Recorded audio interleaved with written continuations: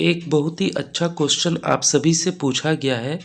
मुझे उम्मीद है कि इसका आंसर आप सभी को मालूम होगा, फिर भी मैं इसे एक्सप्लेन कर देता हूँ कि यहाँ पर एक एसिड बेस रिएक्शन के बारे में आपसे पूछा गया है कि जब कोई एसिड बेस रिएक्शन होता है तो सॉल्ट बनती है और फिर आगे उसे और अच्छे सॉल्ट के रूप में भी तैयार किया जाता है।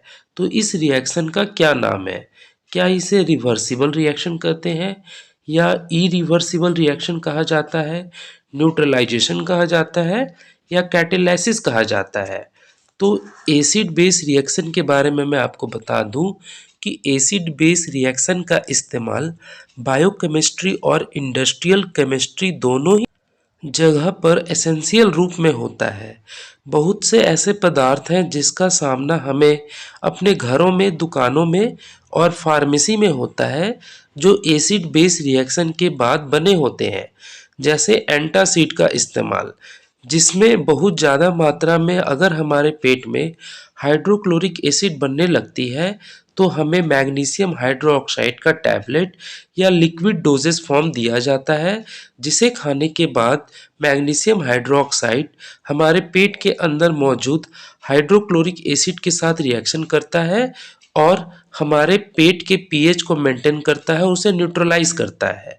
दूसरा इस्तेमाल है फार्मर के द्वारा लाइम का इस्तेमाल उनके खेतों में।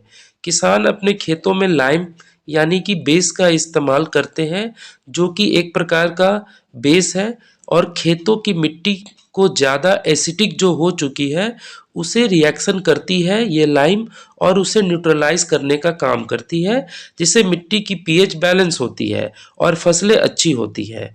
तब आप समझ गए होंगे कि यहाँ पर कौन सा ऑप्शन सही है। So here option C is the right answer. Neutralisation reaction जो है एसिड बेस के कारण होती है, जिसमें सूटेबल सॉल्ट बनते हैं और उसे आगे चल कर के और भी अच्छे मोर सूटेबल फॉर्म में इसे ट्रांसफॉर्म किया जाता है। So here option C is the right answer, neutralisation.